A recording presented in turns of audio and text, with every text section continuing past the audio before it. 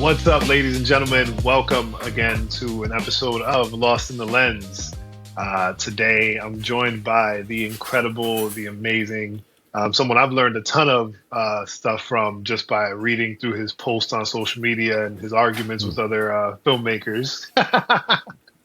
Mr. Craig T. Williams, writer, producer, co-founder, co-owner of Redwall Productions. Thank you for joining me this morning. Thank you, Vega. I appreciate the invite. How are you today, brother? I'm doing pretty good. I'm doing pretty good. The weather's a little wonky, but Yeah, we yeah, gonna get through it. It's okay. yeah, It's how it yeah. goes. How about yourself? Yes, it does. I'm good. I'm good. It's holiday season. It's a little quiet, which is good and also scary, but especially for filmmakers, but that's all good. Isn't it We ride it stressful? out. Isn't it It stressful? is. It is. It is. For I've been doing this for a long time and I know it's coming. I know like this is part of the journey and still it's like, okay, what we doing here? All right, we need to do something. What's happening? And because I'm a writer first, what has always sort of saved me is just kind of writing, right? I need to sit down somewhere and write and I'm going to do that today because it's. I think that's sort of part of my. Until I was telling you like how I didn't really sleep last night, and really it's because I haven't written in a few days. It really mm, does speak to my spirit to just be active in that way, even especially because right now, I don't have a deadline. All the deadlines are my own, my self-imposed deadlines. I have to finish this pilot by mid-January. That's my self-imposed deadline. I want to start a new project that nobody's looking for, and that's a lot of the life of being a writer, being a creative person, is creating something when nobody's looking for it. right. When I have a deadline, when I've been hired to write something, I'm good. But if I'm generating on my own, that's when it starts to get wonky. And I know that, but it's still here no matter what. And I think, that is where filmmakers fall into the cracks when it comes time for them to self generate and they don't have somebody that's looking for their work. It is a terrifying season, a terrifying time of the year. Thankfully, I'm glad you got to spend it with your family, the wife, and stuff, and hopefully had a good time and enjoyed it. But for people outside of the filmmaking space and the entertainment space in general, because it affects the music space a little bit as well, not as Hmm. heavily because there's so much New Year celebration concert stuff and that type of activity in the music world in January, so it's not as dry. But overall, everything kind of dries up, and I think that's something that people outside of the industry don't really understand, right? So how do Yeah. you given that you've been in the industry for almost 20 years, uh, what Longer. longer than 20 years?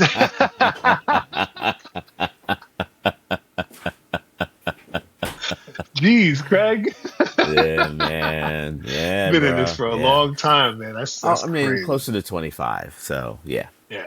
Oh, so we're Yeah. going on 30 years. We're celebrating almost 3 decades. Oh, wow. That's Wow. amazing. That's amazing. There's Yeah. people listening right now that haven't even reached 25 yet. So many. All good. Part of the journey. Yeah, Yes. for some of those people, how do you help them to what would you say to help them cope with this time of year? Right? Not just from Yeah. the general perspective of, hey, don't worry, the work is coming, like from a more personal, human, real perspective of like you're engaging with your family this time of year and you know that Right. your money is very limited. Did you get a Yeah. chance to buy Christmas gifts? Because Yeah. during the time of year where we are making money, we also don't really have time to do anything, right? So, Yeah. like, what would you share with people in that space? That what is the craft that you come back to? Why are you in this business? What is it you do? So whether it's songwriter, writer, actor, director, what is your craft of choice? And is that the thing that gives you comfort? Is that the thing that gives you the was that the reason that you got into this? So whatever the reason is you got into this, this is the moment that you do it. This is the moment that you apply your craft so that you remember always why it is you do this. And I think for all artists across the board, at least that's what I tell. my mentees, I have mentees, I have, people who come to me for consults, all kinds of things. And it's really easy to get down on yourself this time of year in terms of your output for your career when it's quiet. So go back to your craft, whatever that is. Speaking about craft, you've been a film writer for the majority of your career, right? You didn't get Yes. your writing agent until somewhere in your 50s, right? Somewhere in there, yes.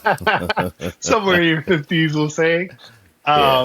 And then your agent, of course, I'm assuming you got some commercial work and some other stuff, but of hmm the major creative works from that point would be Terror Lake. What was it like going from being a film writer to a TV writer? Yeah. It's a good question because, I was an indie writer for many years.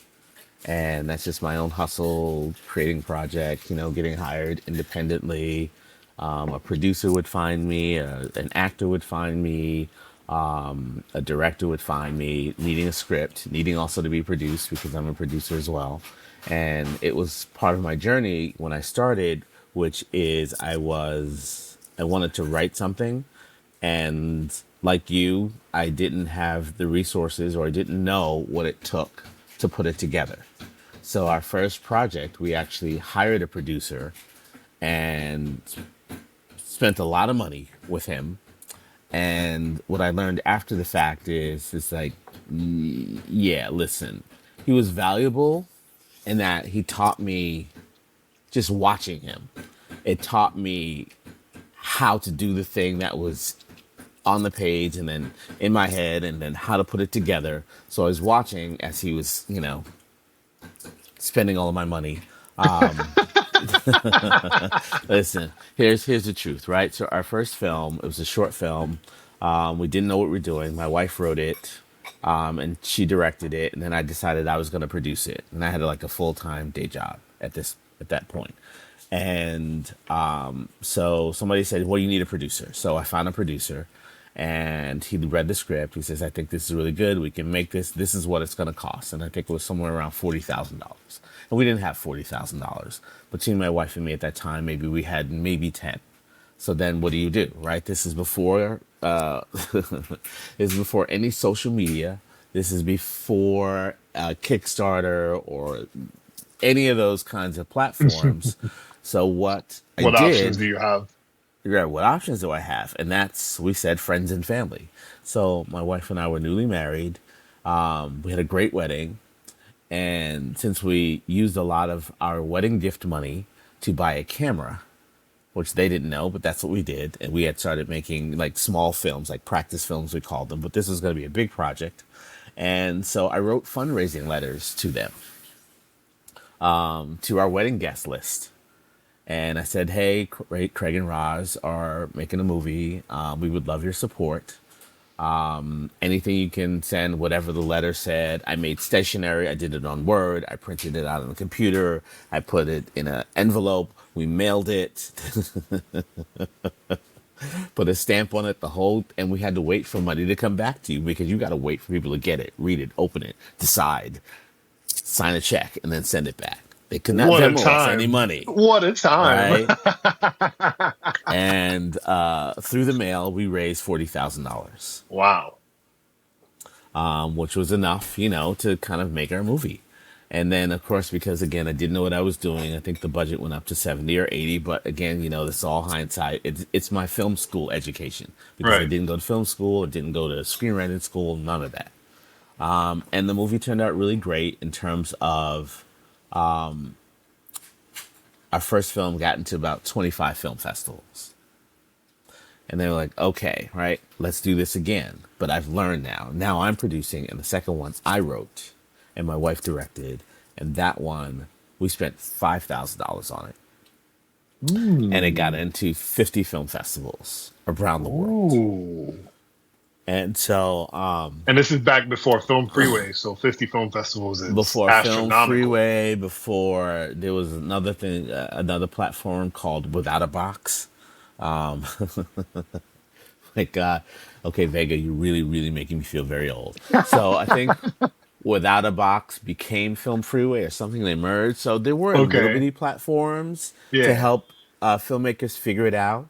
But you still had to do all the grunt work yourself. There was, upload. No, there was no uploading. We had to make copies on VHS tapes and mail them to people.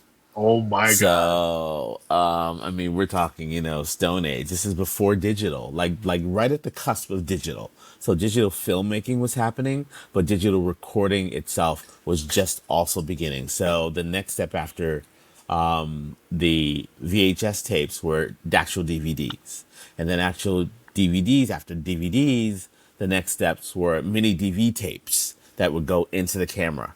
So we did all of that. We've been through everything. And so just kind of getting from that point of view in terms of getting to TV, that was my education, making these films on all these different platforms and using all this different media, and writing quickly because somebody would hire me to write something and I would write it, whether it was a short film. So we're at 10 pages and I would write it quickly. So I learned what actors wanted because I was writing a lot for actors who were hiring us who wanted to be in their own film, directors. So I learned how to really craft moments. I learned how to really, and really my voice emerged as a writer because Mm, nobody's telling me what's good or what not to. There's no rules for me. I'm got writing it. it the way I wanted to write it, and nobody said don't do this, don't this kind of writing. You can't do this, you can't do that. I'm not studying any of that. I'm trying to read books. There are lots of screenwriting books behind me. I've read none of them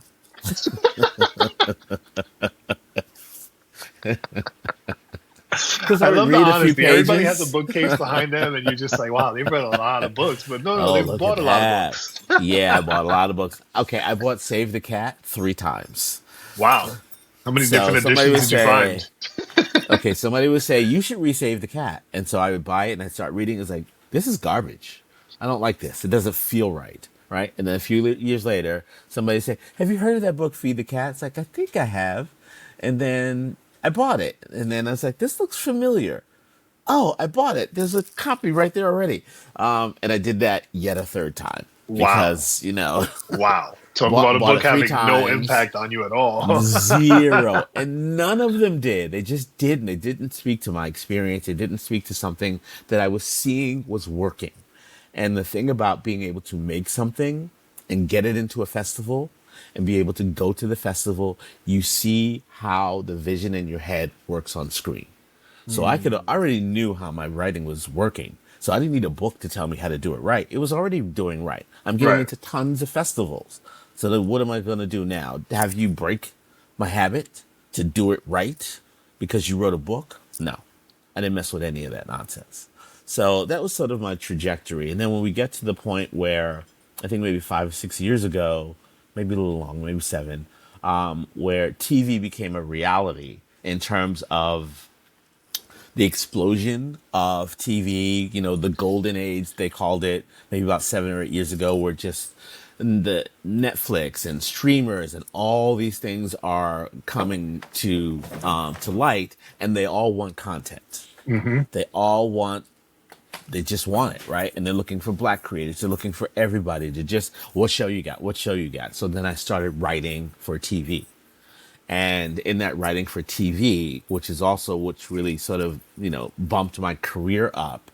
I was a feature filmmaker, but also now I'm a TV writer, and I've taken the skill that I'd had in writing features and shorts and all kind, even the commercials and the promo videos that I did, where you got to write something quickly and you got to write it succinctly and you have to write it so that it's emotional, so that the audience gets what you're saying. All that helped me be a TV writer. I didn't know that, but that was the skill I came in with TV. And the most important thing, by that time, I had a voice as a writer, which is the most Mm, important thing that you need. What is your voice? I didn't know that's what it was, but that's what it was. And so when it got to the opportunity for me to be a TV writer, in terms of like getting that first job, at that point I had gotten into the Warner Brothers all Discovery. The title is so messy. It used to be the HBO TV Writers Program, Yeah. Now it's the right? Which Warner is Brothers this. Discovery Access Program. It's too wordy. It doesn't make any sense. And this, and for those who don't know, it is, it's a writing program, and there were many diversity writing programs that network started to sort of help find black writers, not just black writers, but writers across the board who weren't just your traditional white, writers, and bring them into a system and work with them, and then introduce them to the industry. So I got that. And then I got a couple of other writing fellowships, because what I'm hearing a lot when I'm submitting my screenplay, when my TV pilot, is that we love your voice. And that's from, at that point, 15 or 17 years of writing, Right. whatever I wanted to write.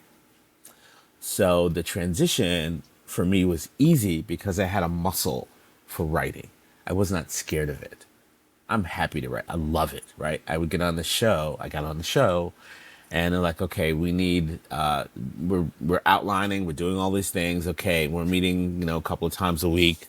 And it's like, okay, if we met on a Monday and we came back together on a Wednesday with an assignment, I would show up with 15 pages. Mm. And they're like, you wrote 15 pages in 2 days? It's like, yeah, I'm a writer. Isn't that what we're supposed to be doing? That's what we're supposed to be doing. So the muscle that I had from all those years of writing really helped me. And now I have a deadline. Oh, it's on.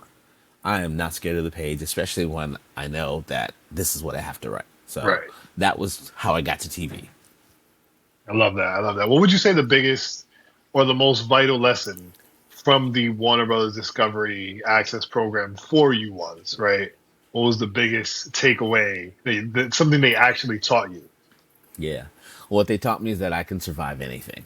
Oh, okay, okay, okay. That's ominous as I apply for the program.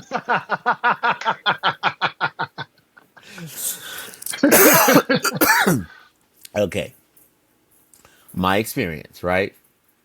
It was a very challenging time for the program because it went from HBO to Warner Brothers.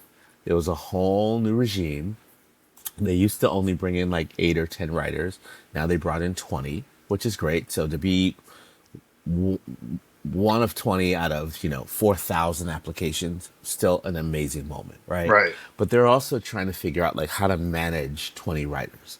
The secret that people don't know, or the fact that people don't know, is these fellowship programs are run by very few people. We think because it's HBO is behind it. No, it's the HBO diversity wing. It's the Warner Brothers diversity wing that may have 3 people running it. It may have 8 people running it. 8 people reading 4,000 applications. So all of Warner Brothers is not involved. Only that part of the Department of Diversity is involved. And out Mm. of that part, maybe there are only 4 people that are actually going through 4,000 applications. All right. So that's what I tell people when they ask, well, how do I get in? How do I get in? I don't know. I mean, I try and give them advice, but I don't know. And so getting into that program was definitely a big moment, but also the realization is like, okay, very few people doing a lot of work, and also managing their career, because at this moment now, diversity starts to become under attack. So it Mm. was the timing of me being in this program that had nothing to do with me, had nothing to do with my talent, had everything to do with the business and what was And going the on world there. itself. Yep. Exactly. So and that's all going around in the background, and you don't know that because they're not sharing that part with you. All you see are stressed executives who are making demands of you that you like. Listen, I just got here. I'm new here. And all of us felt like that. So it wasn't just me. And so in going through the program, what you're asked to do is write an original pilot, and they're going to take that original pilot plus maybe 2 other pilots that you have and put together the story of you, the package of you, and send it out into the industry when the program is over. Okay. So that's the trajectory. So what used to happen in the past was, again, we're talking about maybe 3 or 4 people, is when the program was over, They would get on the phone and say, okay, you got to meet this writer, you got to meet that writer. You know, they're sending out emails, sending out your stuff, but they're also calling people on the phone saying this showrunner, they're calling that showrunner, they're calling this producer, they're calling this executive.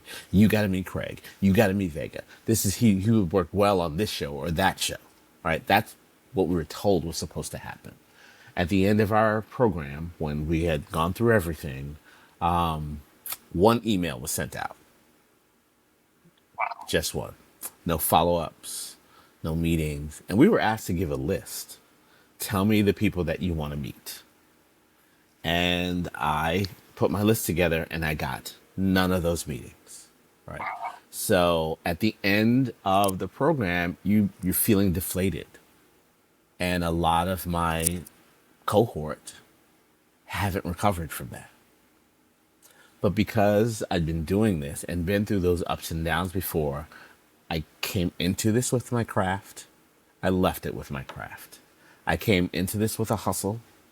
I left it with a hustle. All right. So my hustle kicked in. It's like, all right, they're not going to do it. I am still my own agent. I'm still my own manager. I am still the driver of my career. And so by this time, I have a network of friends. I have a network of people that I've met. And I just started reaching out to people. It's like, hey, I just, finished the Warner Brothers Discovery All Access Writers Program. I would love to share my work with you. And I'm just using the people that I know. And I'm posting it. I'm sharing it. So people are seeing it. And that's one of the reasons that I got hired on the show, is because the showrunner is on social media. The showrunner of Terror Lake Drive was somebody I knew 20 years before. He was an indie filmmaker in Brooklyn.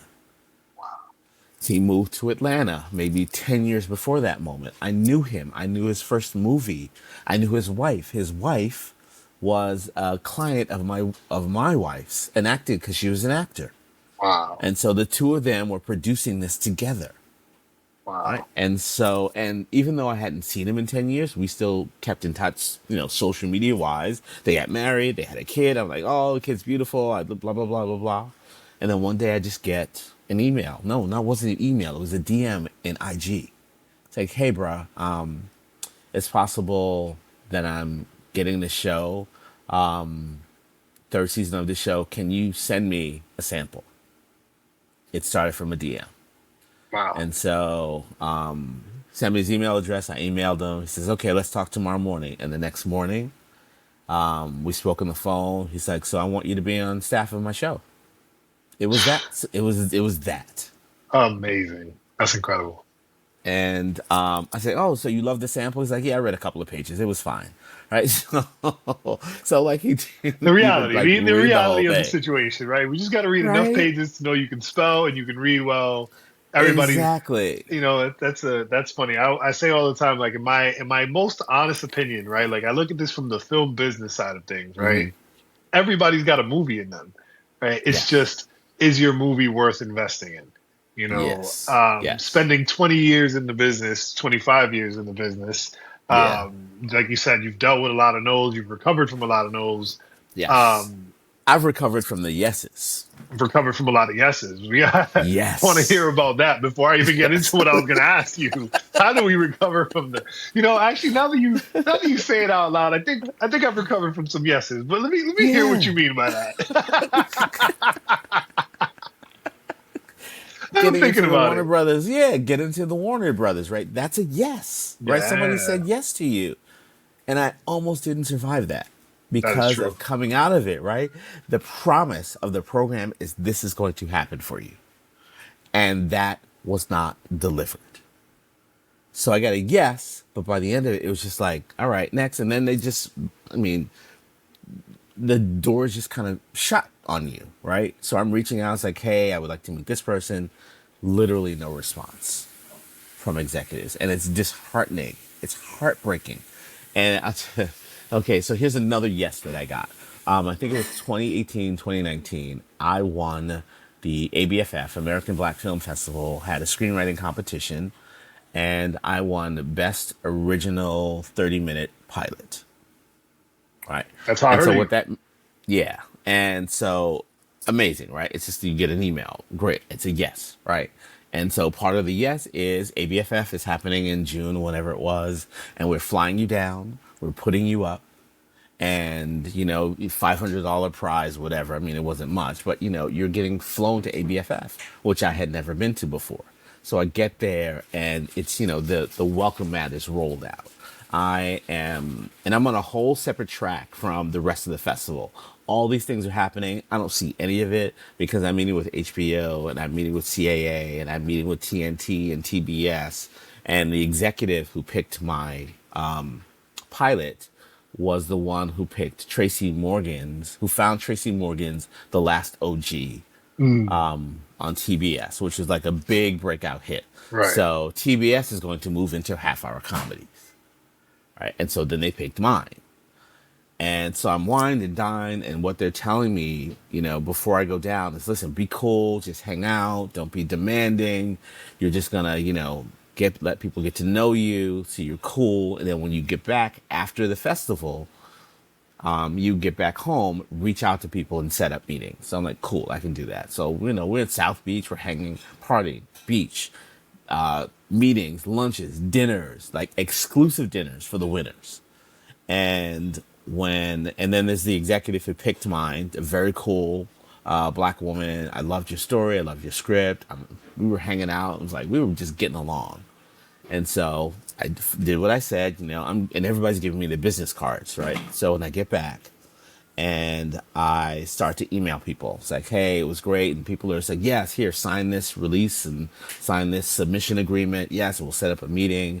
And I reached out to the executive who picked mine, and she said, yes, let's meet next Monday, 10 a.m. We'll have a phone call. And then like at the last minute, she's like, okay, I need to move it to 12. And then I need to move it to 2. And then, all right, no biggie, right? A busy Monday. And then we get on the phone. She's like, okay, this is your call. What do you want? As cold as that, like I was bothering her. And I was like, well, I want to know about my show. What's going to happen with it? We're not doing that. Oh, okay. Is there something I need to do? Like, it's a shock to the system. Is there something I need to do? Well, you can rewrite it, but, it's a little too long. And I mean, if you hit me back in 3 or 4 months and you have a new rewrite, then, maybe I'll have time to read it. And then it was just end call into the dumpster, right? Goes my pride, goes my everything, right? Because, all right, okay. But then I recover a little bit because I've got all these cards and contacts. So now I'm in earnest. I'm emailing HBO and TNT and this executive and that executive. And one by one, they all go away. They stop responding till it's just dead silence. So this all starts in June. By the end of the summer, I am in the pits. And I did what every writer should do. I went back to writing. Because that was the thing that got me out of the funk of the yes that I got, the win that I got, that turned into this personal disaster where nobody was looking for me. Nobody. And that's what writers have to come back to. Nobody's looking for you. What do? You write. And that's when I wrote How You Like Me Now. That's when I wrote something in my voice, only a story that I could tell. And by the next spring, I was getting into fellowships. I was getting into contests. I was winning things because that was my voice that got me out of that. So even the yeses can turn into disaster. Jeez. Every yes you get is not guaranteed.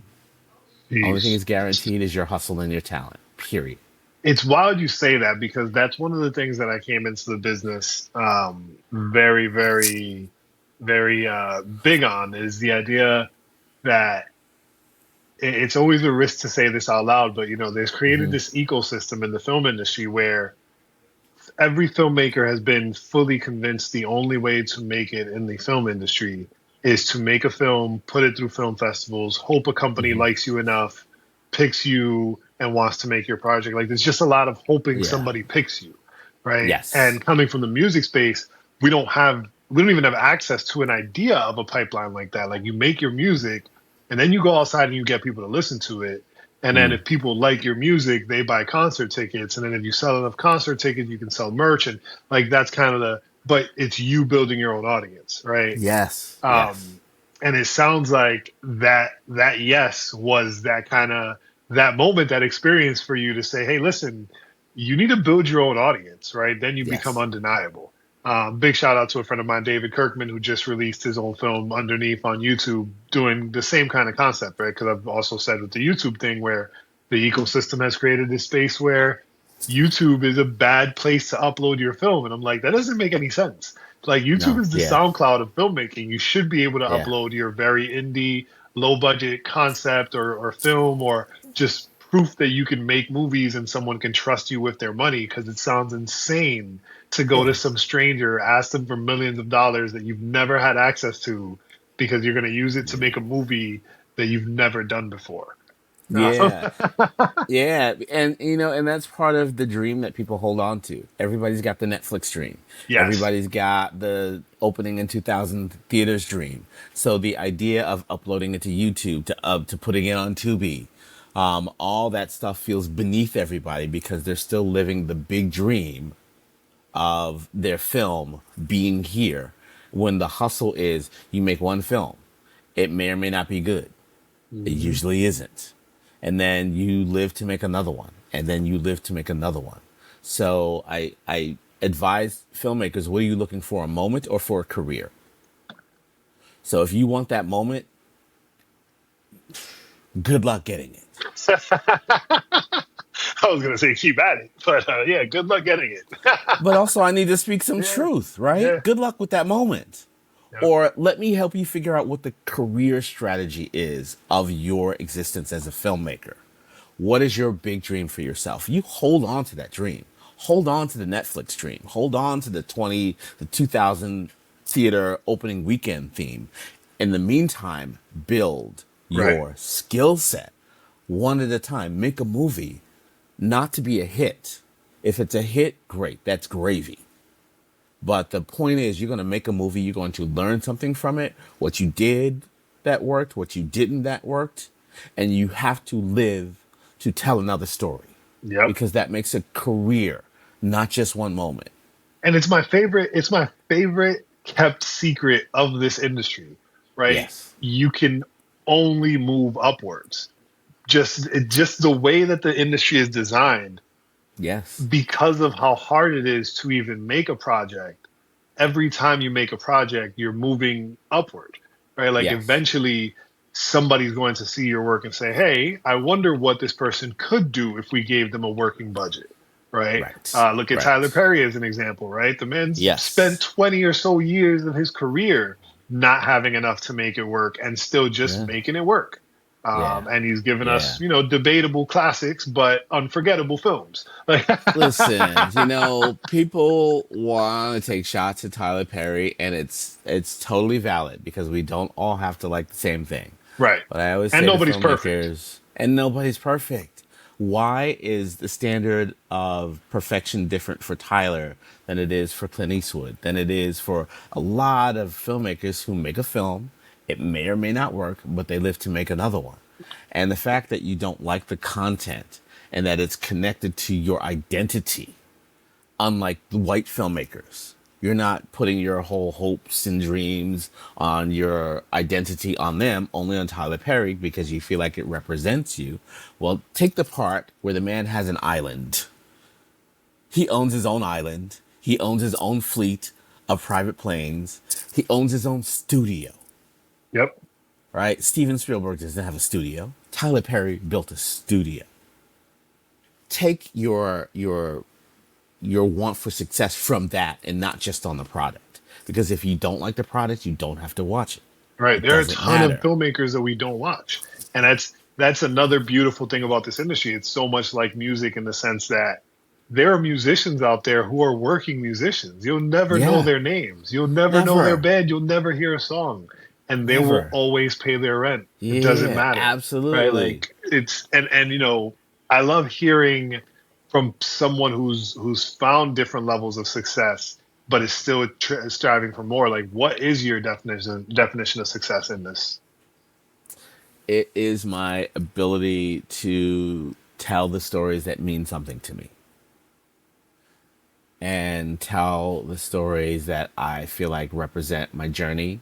Harlem born, Bronx raised, father, husband, black man, all of those things, family man, all those things matter to me. And being involved in projects that speak to who I am in the world and say what I want to say about the world. And so any project that comes to me, and because I got really specific about that, only those projects come to me because I'm Mm. clear to the, because I say it out loud, I say it to the universe, I say it to myself. And that's what I tell writers is like, say your dream out loud.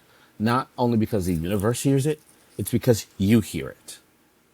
And when you hear yourself speak well of yourself and say the things that you want to do, then you start to manifest them because you have said them out of your face. So when I hear a writer really downplay themselves or any kind of artist saying, well, it's just a little this, I only did a little that, and, you know, I'm not a good writer, I'm like, just stop. Stop with the negative talk. Because that's you. The first person who hears that nonsense is you. So when you say it to yourself, you're the only one that's listening. So tell yourself something good. Tell yourself your dream. Tell yourself the big idea. And then speak it out loud so you're hearing it. And so right now, at this point, I get involved in the things that mean something to me. I got to have a meeting with Glenn Mazzara. Glenn Mazzara, for those who may not know, is a showrunner, The Walking Dead, and there was another TV show called way back in the beginning called, I can't remember it right now. But Glenn Mazzara, look him up. He's been a filmmaker. The Shield. That was one of his originals. So I heard him speak somewhere, and I think it was during the Clubhouse days where we were all locked in and we were all on Clubhouse. At least a lot of us were. And I heard him speak, and it's like, man, I love the way he's talking about writing and about the business. And I had a friend who was his former assistant, who's now a producer herself. And I texted her. It's like, hey, I would love to meet Glenn Mazzara. Now, let me just tell you, it's an agonizing thing to have an ask, to ask somebody something. Oh, I We know. we go through all of those. Oh, will they say no? Is it a good time? Or are they Right. busy? Will they say Right? And, no and delete my phone number? right, exactly, right.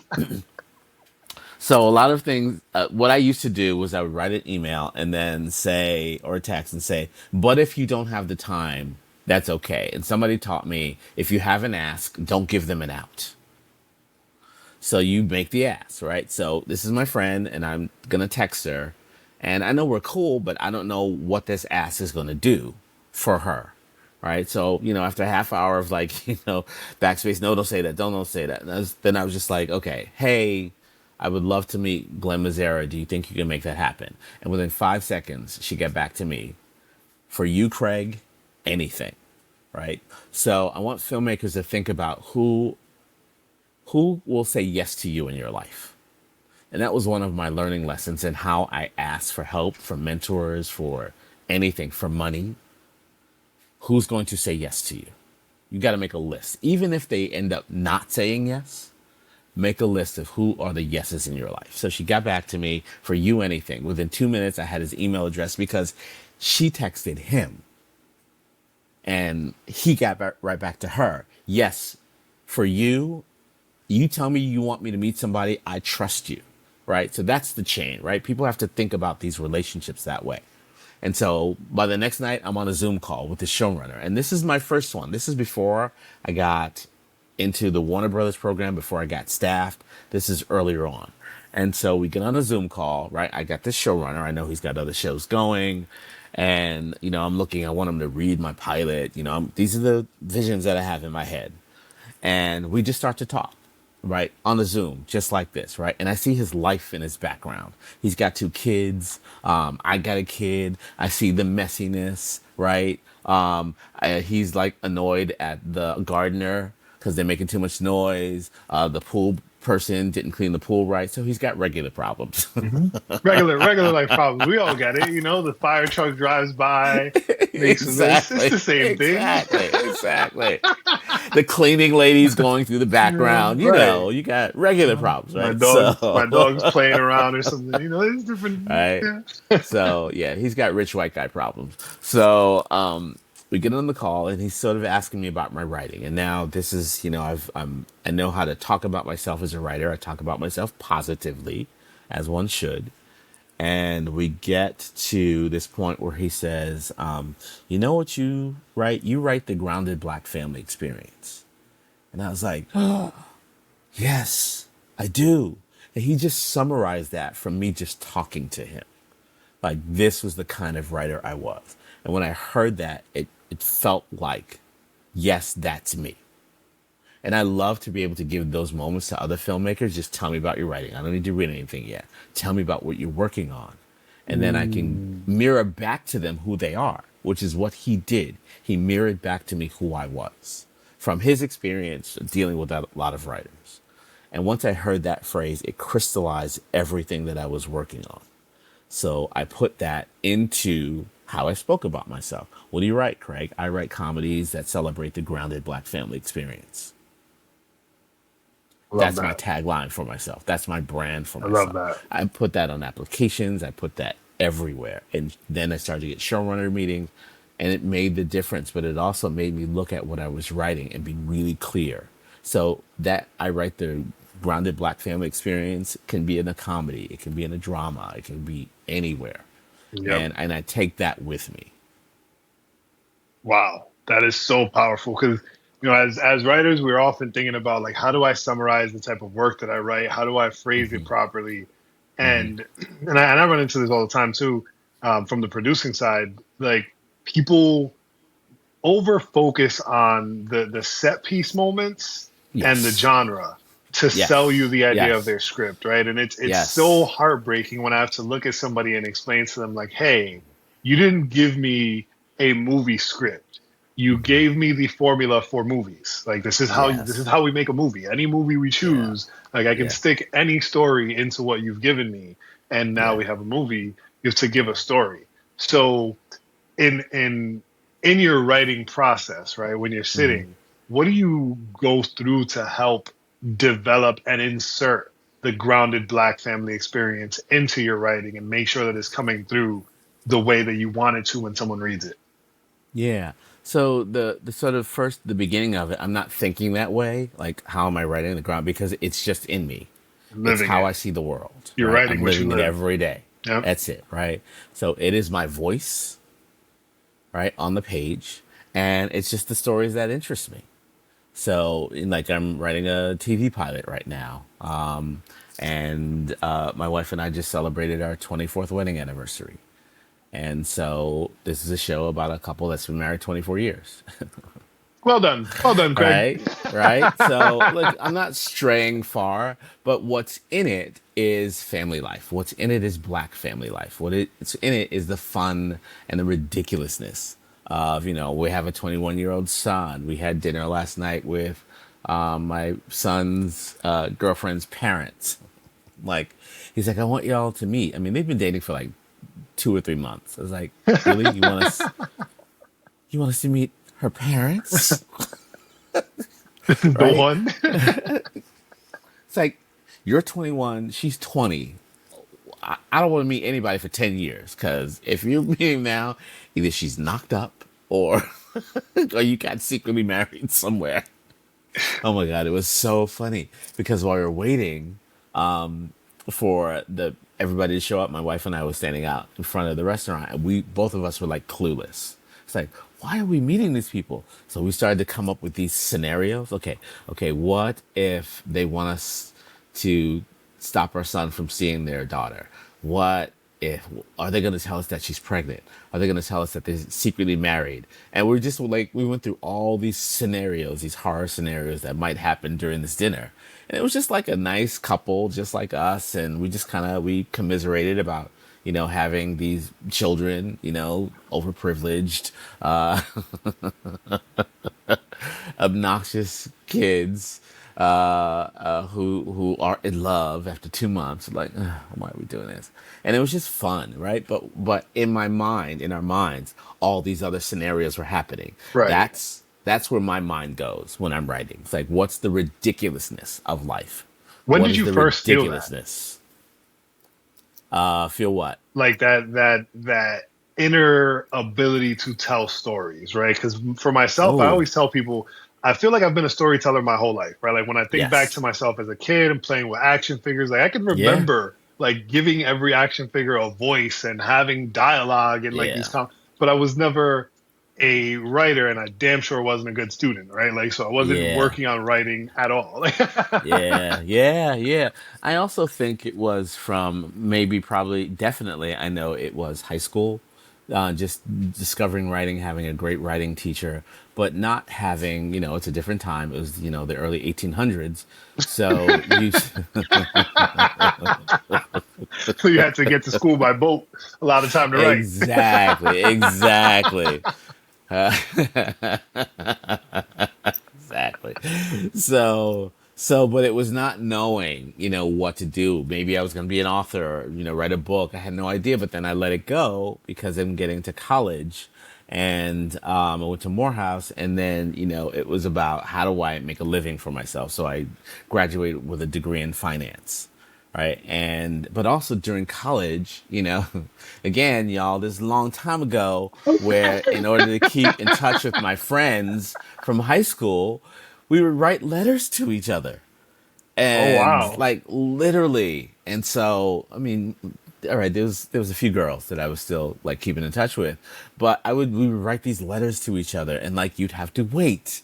It wasn't an email. It's like, the email's not coming. You have to wait 3 seconds. No, these were letters that we would write back and forth, and I had like this whole letter campaign with different friends at different schools, and that was me writing, and I didn't know that at the time. And then Mm. just even having access to, if that could be a career, if the TV, that was not in my radar. Film was not in my radar. That didn't happen for another 15 years. Wow. And it was me living life, right? All kinds of different life. I was a junior tennis champion, uh, and many lives. And so, and That's then a getting movie in out of, itself. I know, right? And then, a Harlem born kid, playing at the Harlem Tennis Center, and then I started winning tournaments up and down the East Coast. And so that got me some money, where I got into school and got a little scholarship. And so I played some in college, but not a lot, because there was really no tennis team to think of. And then I got out of school and I got a degree in finance, and I went to work for Chase. I quit that job after 3 months. It's like, this is not the life for me. And and then I went back to teaching tennis, and started teaching tennis. So like, I'm in New York, I'm teaching tennis, and I'm making a lot of money, right? I'm making, I don't know, like, charging people like 50 or 100 bucks an hour, which is a lot of money then. And it's all cash, because people can't Venmo you. Sometimes people give me a check, whatever. So I took this cash, and I said, what do I want to do with it? And I traveled. I went, Mm. I saw the whole world, right? I saw 25 countries in 5 years. Wow. I would come back, I would teach. I would come back, I would make some more money and teach. And now I've got the bug for travel. And then that led me to being a travel agent for a little while, because I had all this experience around the world. And that led me to being a national travel director for the National Hockey League. Don't ask me how I got that job. I've never seen a hockey game. I've never been to a hockey game, but I storied my way into that job. I told a story about my life, right? And I Classic. don't even realize that I'm doing it, but I'm writing the story of my life, of why this job is perfect for me, even though I've never seen a hockey game. And it was then that transitioned me into, and then it was then, a lot of that was happening at the same time, which is, I'm still traveling and I'm meeting people around the world. I've got friends in every pocket.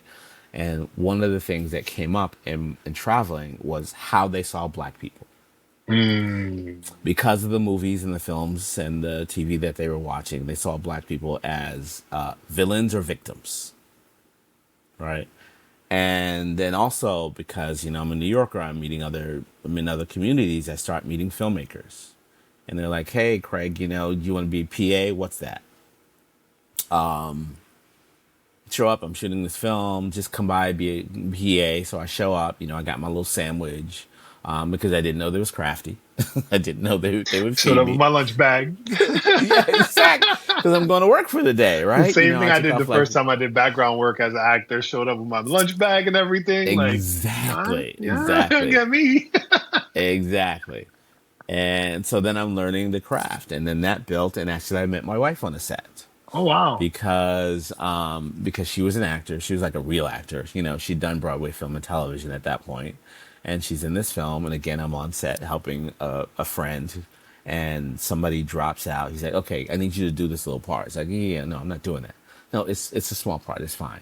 And so I'm in a scene with this beautiful woman who's the lead actor, and the film goes well, and the experience was cool. We met, but nothing like happened on set because it was just chaotic. And then I see her 6 months later, like walking down the street in the village. I'm at one of my side hustles, so now I am getting more and more involved in film, like PAing and doing those things and learning little things. But writing hasn't started yet. And when I see her, it was like, oh, hey, what's up? You cool? She's pretty. I asked her out. We went out, and then we just kept going out. And that film that we had done in February, we find out in December it got into Sundance. It was a short film. Ooh. So I'm like, by then I've kind of sort of heard about Sundance. And I'm like, I know how to travel, I know how to make arrangements. I can get free tickets, all that kind of stuff. Let's go. And so we went together like as a couple because by then we were like dating, pretty seriously. And we get there, we get to Sundance right now. Again, this is before Google, before you can Google anybody, before you can find out any information. I get there, and this woman that I'm dating is not only in the movie that we did together, she's in 3 movies. I'm like, who are you? Right? Because she was just like very quiet about, her accomplishments. But one thing that really happened is being in the atmosphere. Sundance was much smaller then, a much smaller event, but it was still very prestigious, but it was small. And we're going around, we're, seeing black actors and black people, and we're meeting not just other people of color, we're meeting just because it was small and you just see the same people day after day after day. And then we promised ourselves that we were going to come back here as filmmakers. And that led to us after we got engaged and then we got married and then taking our wedding gift money and buying a camera. And that's how all that started. Wow. That's incredible. So Yeah. now 24, you got 25 years in the business, 24 years Yeah. married. Mm-hmm. Talking about Miss Williams, uh, Yes. is she, and I know this is a tough question to think about and divide, but make your best effort. Would Yeah. you, do you see in her just as much of a creative partner as you do a romantic partner? Or do you sometimes see more of one or the other? 100%. A lot of what I know is from her journey as an actor. Right. So she went to Howard University, graduated with a MF, or BA, and because she was an actor, and then she went to Yale School of Drama. So she got an MFA there, and like her first job out of Yale was on Broadway. Wow. So, but the thing that she learned during those formative years is how to develop story because she sat at the feet of August Wilson, who wrote his one of his Broadway plays. The second one she was in, Seven Guitars, he wrote the part in the play for her, right? But during like Yale, she was developing all these plays, and there at Yale at that time was Sam Jackson and Alfre Woodard and just a lot of black actors that are still working. Courtney Vance. So she was just there with a lot of black actors who were working on these plays, these August Wilson plays. So she really learned how to craft story. So as I was becoming a writer, she was instrumental in helping me craft stories. And the way that we figured out our working together was she wrote and directed the first one and I produced it. But after that, I would produce and write and she would direct. because we figured out what each one of us, where our strengths were, what we like to do. Makes And from sense. then on, every project that we worked on together, even though we worked on things separately, that was what we did. That So was I don't fun. direct at all, right? I just decided I didn't like it. It was too much. It's not the way my brain works, right? And that was an important part. So I don't direct. I only produce and I write, and I like that because for me, it's two sides of the same coin, Right. which is telling the story. I get to tell the story as a writer. Then what I say is I fire the writer once the production starts, and the producer takes over. And the producer and me hands the script over to the director, whoever it is, whether it's my wife or something else. And the writer is not allowed on set because the writer will say, "Well, I didn't write that. I didn't mean that. This is what I mean." Now, sometimes on the set, something comes up, and I have to call the writer, me.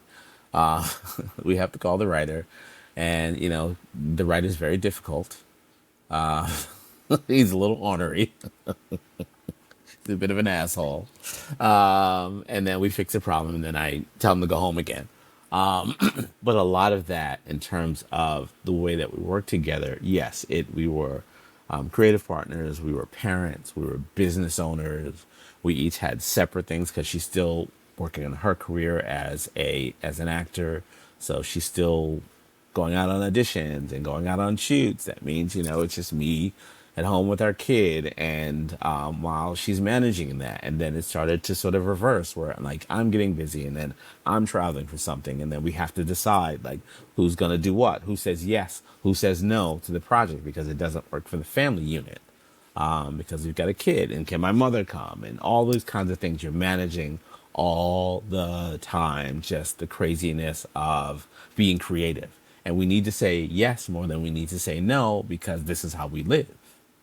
Right? We don't have steady paychecks. We are freelancers in every sense of the word. And so it was a lot of managing of that. And sometimes I had to say yes to something that I would never say yes to because somebody showed up with a big check. But I got to say yes. And, and the interesting part about being now is like I started to say no to things, which was hard. But if it didn't sit in my spirit, if it felt like I couldn't contribute in a way where I could bring myself, I'd be like, no, that's not for us. Or we made so many bad movies, Vega. I mean, so many. They're terrible. Are I those got the a ones? whole Are those bunch the of ones not on your IMDb? those are the ones not. Those are the ones, the mini DV tapes that I have. I have a whole drawer full of They're all mini DV hidden. tapes that I am waiting for them to disintegrate. So nobody No will one can ever ever have see to them. blackmail. Bad lighting, bad acting, bad directing, I mean, it was just bad, but we made them because that was our film school. Right. And the good thing about it is that more times than not, somebody hired us to make that. And we're like, okay, we have to be more discerning about who we say yes to because some people just aren't ready for this journey, but And they it's just have a lot of hard. money. It's hard because you Yes. touched on a very important part, which is interesting because you said a couple of things that all kind of circle back to the next thing I wanted to chat about quickly. I don't want to keep you too long on this lovely New York morning, Yes. feeling like London or Seattle. But Right. community, right? Like Yeah. everything you kind of speak on has this overarching theme and sense and feel of community and hustle, right? Like your Yeah. wife had an incredible network of people she was surrounded by. You yourself Yes. surrounded yourself with people who were great for your network, who had great networks, right? And then you started your own great network, which is the Black Screenwriters Group, right? Which is, like I said, Yes. how I was able to find you and connect with you. Um, but in doing all of that, like you said, you're balancing your creative life, you're balancing your hobby life, which we haven't touched on, but it sounds a little Tennessee. Um, Yeah. Yes. and then you got to manage this administrative life, right? In Yeah. order to facilitate this community that creates, assumingly, the type of experience that you feel you Yeah. think Black filmmakers should have in the filmmaking world. Yes. Yeah. So, what's that mission been like, and that journey been like? Yeah. Listen, the reason that I can sit here with you right now is only because of the community that I've built. And it is meeting those filmmakers at all those early film festivals where sometimes you go to a screening, there'd be 200 people, and sometimes you go to a screening and there'd be 4 people. me and the other three filmmakers who came to, you know, the East Tennessee screenplay competition and fishing uh, contest. And fishing is great. But you know, we would get, oh, we got into another one, and we would go. It didn't Yeah. matter where it was, and we met a lot of filmmakers that way, and that is how the my community built. Meeting other filmmakers, and them being able to reach out to me being able to reach out to them. So one of the things that we sort of developed early on, because my wife knew a lot of actors, so not only was she an actor, then she became an acting coach, and we had all these actors. So at some point, we had a list of like 10,000 actors on our email lists. We developed an email list, and other filmmaker friends could come to me and say, "Hey, I'm looking for this actor, or I'm looking for that actor. Can you recommend anybody?" And then I said, "Well, I have a list of 10,000 actors. Here you go." And my only caveat was you had to pay them. Right. This was not a service where I'm going to let you market to my actors and then not pay them. We're not doing that. So, and I'm not talking about like SAG wages. I'm talking about like $50, Make sure they got something paid. Just make sure that everybody gets shows paid. you value their time, right? And I lost a lot of friends that way, or friends, right? But that's okay, right? I still built a community of these people who saw me as a resource, and then I could use them as a resource, and then we just built, right? And what's happening over time is that person used to be an actor, and now they're an executive here. They used to be an indie filmmaker, and now they're directing episodic TV, and that's how my community expanded. And then I decided at some point I wanted to have what I didn't have, which is a way to reach out to somebody to ask the questions. What do I do? I have this. What's next? And that's really how Black Screenwriters started. The Black Screenwriters group on Facebook, which has 22,000 members. It's how it started. I wanted to be a resource, but also I wanted a place where people could build community, where they could hear, we call it a space of celebration and information, right? Celebrate your wins and share information about this journey. And so in this group, because Facebook is messy, social media is messy, but in this kingdom that I built, we are not going to argue about Tyler Perry. I shut it down. I delete. If you're here to tell me about your beauty salon, if you're here to tell me about your church, if you're here to tell me about anything that isn't screenwriting related, I delete you. I delete the post. And if you keep doing, I delete you.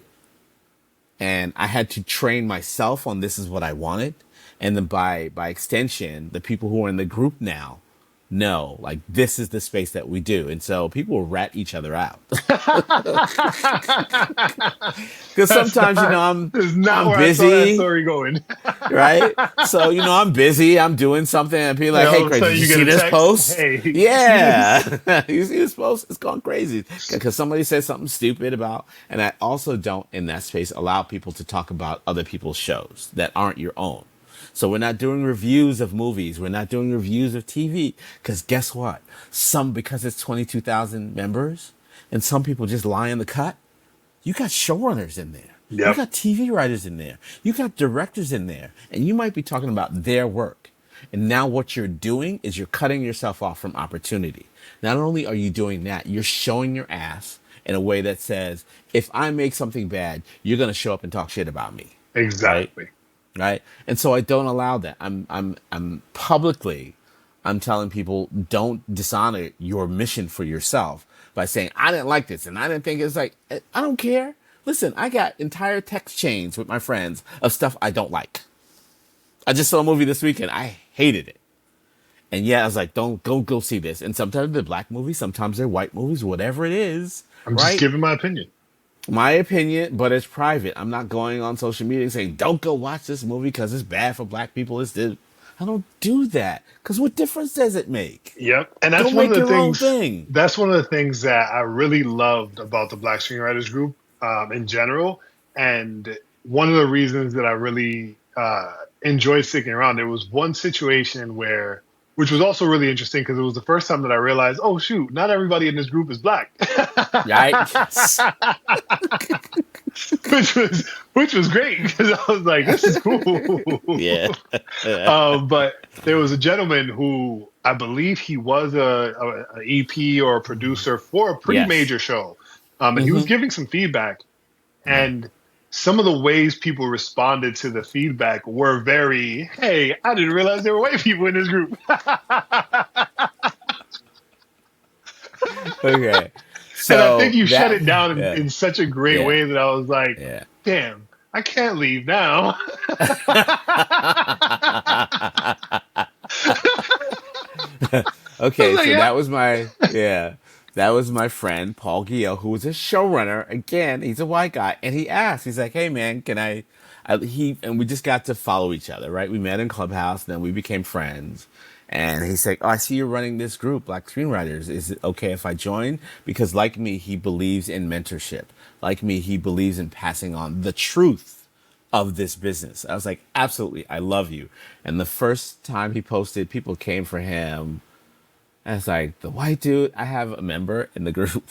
It was like 5 minutes.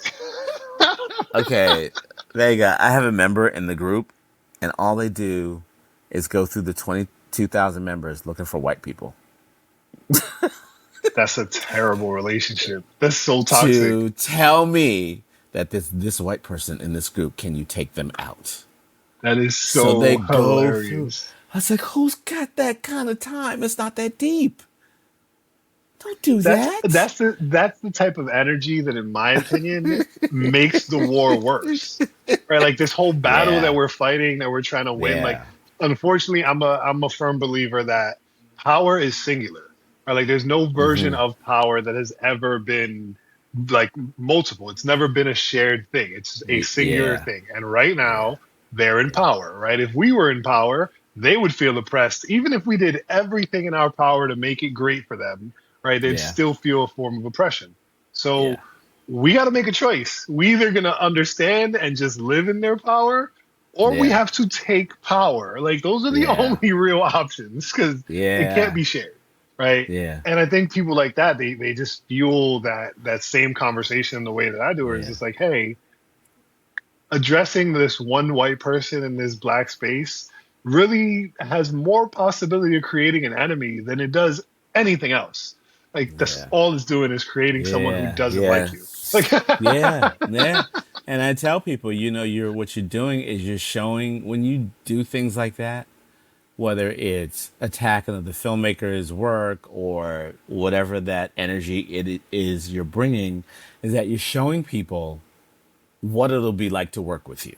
yes, It's showing people what a relationship is like with you. That if things go wrong, you're gonna come after me, yes, and we just don't need to do that publicly. You can settle your beef with somebody in private, squash it, move on, or whatever happens. But to like go to the airwaves and say this, I didn't like this because this and this downplaying black people, blah blah blah. It's like, y'all, yeah. it's not that deep. I'm a big fan of if you have a problem with me, call me. And Yeah, if you don't have yeah, my phone number, you don't have permission to have a problem with me. Like, it's just, we're not exactly. there. We're not there in life. Like, Yeah, right. We don't have that relationship, we don't have the so relationship where you have a problem with me. I'm sorry. yeah, yeah, yeah. Oh man. Well, Craig, I really can't thank you enough. I appreciate everything you're doing for filmmakers, the work you're doing. I can't wait to see one of your features drop in a major theater soon. Yes, There's, yes. there's some interesting rumors on the internets and on the different. So I'm not I don't hide it. I use AI to help with research all the time. Yeah, Just because I'm like, yo, I don't know all the nooks and crannies I should be looking for you in, right? Like, I yeah, didn't. yeah. There was some info that came up about you having worked in a hospital for a little while, right? I'm like, I don't know if this is real or not. So like, it's a fun blend of things Interesting. to play with, you know. Yeah. So this is my favorite thing that popped up of all the Okay. things, right? That I was like, this Okay. one sounds crazy, but if it's real, we got to celebrate. Okay. There's rumors that you have Viola Davis on board for your next project. Is this Oh, real, sir? Are you going to give us the breaking confirmation news here? I think that sounds like AI. No, No, actually, it is real. She's That's what I'm an talking executive about. We love it. producer. Yeah. And again, this is about relationships, right? So, Roz, my wife Roz, and Viola met when they were 17 years old. Wow.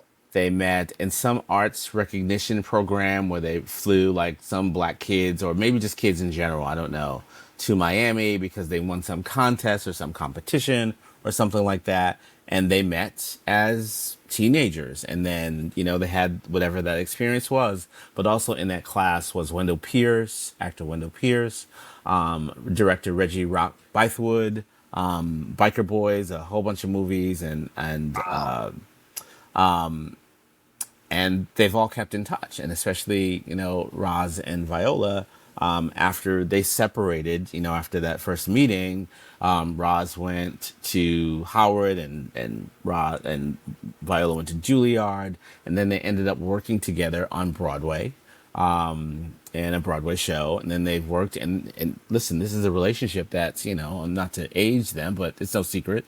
Viola turned 60 last year, and so did my wife, right, this past year.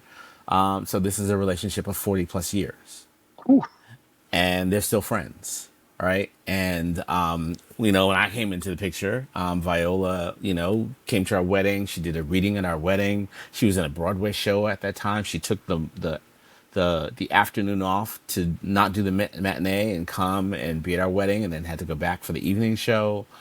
We were at her wedding when she got married, I think a year or two later, to her husband Julius, who's still her partner, in the business and in life. And when they're here in New York, we see them, and when we go out to LA, we see them. But as she was a working actor for many, many, many years. Popular, cast in a lot of things, and then at some point she became like Viola, right? She Yep. became this entity, and she would tell us, listen, I'm in all these rooms. Every time I talk about Viola, I have to drop my voice. I'm in all these rooms with all these white people up in here, and so if y'all need us for something, let me know. I'll put my name on it. And really, it was that simple. That's And amazing. so she and Julius have attached themselves to our project because, and before they even read it, right? And this is the thing, right? And we made the ask. We said, hey, this is the thing we would love for you to get behind. So we were intentional, and we knew like this was important to us. We weren't just throwing things at them and say, how about this? How about that? Can you do this? Can you help? No, we picked something that was really meaningful for me and for us, something that I had written. And without even reading it, they're like, oh yeah, you need us. That's what we're behind. That's so And it was beautiful. literally 2 years before they read the script. And then one day they called us, like, oh, Craig, this is good. It's like, yeah, motherfuckers, I've been telling y'all that. So, so, and that's the kind of thing that I want to create for us, because it is the thing that really is missing for Black filmmakers, which is the access to people who can give you access. Yes. Yes. And people, lots of people look on this negatively. They're like, see people out there gatekeeping. It's like, that's too easy an answer, an excuse to Right. say people are gatekeeping. What are you bringing that's worth something? If you hand me a piece of crap on a napkin and say, this is my screenplay, can you get behind it? It's still a piece of crap on a napkin, and now you're asking me to put myself out there for a piece of Exactly. crap on a napkin. Do your work. Make And sure that you have vetted that script. Make sure that it's really working. Make sure that it has resonance, cultural. Make sure it's the thing that you want to put on the screen more than anything before you ask somebody for their time, their talent, and their treasure. And I'm talking about the EP, the A-list actor, the Academy Award winning actor, to the PA. Everybody. Don't just ask them to do shit on a cracker, yep. because it's not fair to them. And it's such an important thing, and I'm glad that we're going to end on this incredible note. But it's such an incredible theme to really to focus on, because I feel like we all practice this idea of we have to work two times as hard to get the equal of others, right? Yes, But I yeah. don't think that we express enough of what that really means. right? And part of Yes. what that means is exactly what you said, right? You have Yes. to do two times the work. It's not just you Yes. have to go to two times as many investors to have this Right. conversation. You have to Right. show up two times as prepared, right? You have to Yes. show up and say, "Hey, I this is the exact project we want to do. We picked you because of your background, because you worked on X, Y, and Z." Like you have to really be in the room and really sell your film as a Yeah. product, not just Yeah. as your baby or as a creative piece, Yeah. because the Yeah. unfortunate hard truth of it is it's the film business and investors are Yeah. looking to make their money back. They're not just looking to see you smile. They are, and absolutely, but also, here's the also the truth that I've learned is like, yeah, people are investing in my project, but really they're investing in me, Yes. right? And one of our EPs for this project, yes, he was attracted because Viola was attached, but it's also been a double-edged sword for her because she can get people's attention, but then they remember she's a black woman. Yep. And then they start to go through those, well, box office and will people attract and all that, and they start to do all that nonsense, right? And so one of the things that's happened with this project in particular is that I've been able to attract investors, right? By first using Viola's name, which I use everywhere, right? And then they Google me and they see that I have history, and I've done some things and I've created communities and all that stuff. And then we just get on a Zoom and start talking, Yep. right? And then issues come up for them, right? So particularly for this project called Hanging by a Thread, which is a film that I wrote, and it's really close to me. And we've been able to attach some talent, so we're getting to, we've got some money attached to it. And one of the issues that came up with for them was, well, the director. It's like, well, my wife is directing. It's like, oh, but she hasn't directed a feature film before. It's like, no, but she's, 40 years in the business, television, all that stuff, her credits, you can look them up. But also, she's directed a lot of our projects, and a lot of them have been short films. And no, she hasn't directed a feature yet. It's like, well, can we look at other directors? And I had to learn for myself, what is my line in the sand for this? Right. And my line in the sand is my wife is directing, period. Not just because she's my wife. Yes, because she's my wife, but also because she's dope. And here's the other thing I'm saying to this person. Also, what you need to know is without her, Viola's not part of this project. Right. So that's her value, right? So if that bothers you, then find another project. This is the me saying no, right? Which every filmmaker should have the power to do. It's like, no, then I don't need to have this conversation anymore. Exactly. And a couple of times, because I'm me at this age and at this stage, and I would say to the potential, financier, I would say, would we be having this discussion about a first time director if it was the 35-year-old white man? And like, I don't see how that's relevant. It's like, I do. You are questioning her abilities As a based on 40-year something you veteran. don't know. Exactly. Right. And if the 35-year-old white man who just directed his second short film, you'd be willing to give him a chance because he's the up and coming and all that stuff. He's like, I don't think that's true. Well, I know it's true. And so bye. History shows us. Right. Exactly. And it's just like, and it didn't serve any purpose for me to be a jerk that way, other than it made me feel really good to be shady. Sometimes you gotta have your moment. Sometimes you just gotta I have your got my moment. moment. Sometimes you just gotta enjoy Listen, it. You know? I'll tell you the name of the pilot that I'm working on. It's called Petty is My Love Language, I love because that. sometimes you just gotta go there I love that. because you just gotta do it as the release, right? So for filmmakers out there, yes, your project matters, but people are investing in you. So show them why your vision for yourself is clear. Yes, your project should have value. Your project needs all those things that the marketplace needs, but people are really investing in you because the EPs that we have, when I told them my line in the sand, and then Roz got on the Zoom call and she started talking about vision and her ability and what she saw for the story and how we work together. When she started sharing all those things, one investor said to me at the end of the call, he's like, you know what? I like the two of you.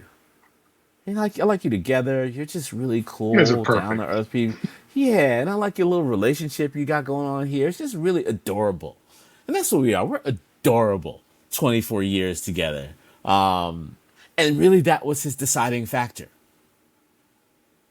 I love And that. so I want filmmakers to, yes, work on your projects, but really work on the mission of you, the story of you, because that has just as much value, if not more, for investors, for showrunners. If you're going to go for a TV job, a lot of my showrunner interviews are about who am I? Who am I in the world? What do I see? What do I want to do? What do I want to be? What do I do day to day? Tell me about your son. Tell me about that trip you went on. And I'm asking them the same questions because we need to be in community with people, with like-minded people, people that we want to work with. I've gotten really good at crewing the productions that I work on because I can spend 5 seconds with somebody and be like, yeah, no, not for me. And not that they're a terrible person. It's just not for me. Right. On this project, on this day, I don't want to spend 12 hours a day with this person for even one day. Yep. And I trust my gut on that. And that's just years of experience. And that's a strong So, part of building community too, is building like yes. I don't like where we've gotten to with social media where people build community with walls, keeping the people they Yes. don't like out of their community. Like, no, no, no.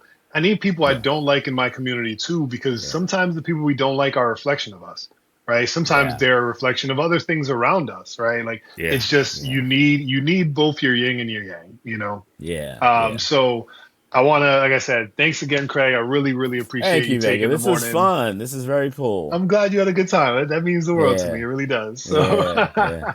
Yeah. thank you guys all for tuning in. I hope you all enjoyed. I hope you learned something from it and had a blast. Make sure you follow Craig on social medias, Craig T. Williams. Join the Black Screenwriters group if you aren't already a member. I'll plug another amazing group for those who don't consider themselves screenwriters per se. Hugh You Know is another Mm-hmm. amazing group for BIPOC people. So, hopefully we'll get a chance to chat with you all in there. For now, thank you and peace out.